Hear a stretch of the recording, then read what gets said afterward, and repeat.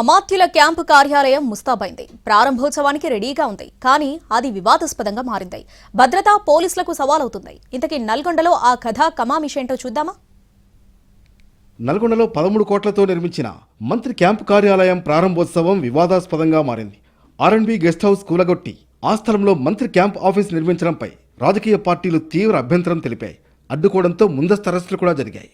గతంలో నిర్మించిన MLA camp కార్యాలయం ఉండగా దాన్ని ఆర్ఎండ్బి గెస్ట్ హౌస్ గా మార్చి కొత్తగా మంత్రి క్యాంపు కార్యాలయం కట్టడం ఏంటని విపక్షాలు ప్రశ్నిస్తున్నాయి. ప్రారంభోత్సవాన్ని అడ్డుకునేందుకు ప్రయత్నించిన బీజేపీ నేతలను పోలీసులు ముందస్తు అరెస్ట్ చేయడంతో హైటెన్షన్ నెలకొంది. బీఆర్ఎస్, కాంగ్రెస్ ప్రజాధనాన్ని దుర్వినియోగం చేశాయని బీజేపీ మండిపడుతోంది. అలాగే దానికి ఇందిరాభవన్ అంటూ నామకరణం చేయడానికి కూడా తప్పుపడుతోంది.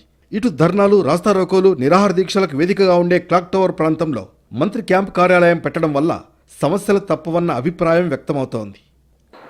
గత ఎన్నో సంవత్సరాలుగా ప్రజాప్రతినిధులు ఎవరొచ్చినా కూడా మరి ప్రజలని అదే ఆర్ఎండ్బి గెస్ట్ హౌస్ నుండి అక్కడికి వచ్చి ప్రజలందరితో పాటు కలిసేవారు. ఎందుకంటే అది క్లాక్ టవర్ సెంటర్లో ఉన్నది. మరి అక్కడ ఉన్నటువంటి ఆర్ఎండ్బి గెస్ట్ హౌస్ ఈరోజు ఒక కాంగ్రెస్ పార్టీ కార్యాలయంగా మార్చినటువంటి వెంకటరెడ్డి గారి ఈ యొక్క చర్యని భారతీయ జనతా పార్టీ తీవ్రంగా ఖండిస్తూ ఉన్నది. మరోవైపు నల్గొండలో ఇది మెయిన్ సెంటర్ కావడంతో ట్రాఫిక్ నియంత్రణ కూడా పోలీసులకు ఇబ్బందికరంగా మారుతుందని, ఎలాగైనా భవిష్యత్తులో ఇబ్బందులు తప్పవని చర్చించుకుంటున్నారు.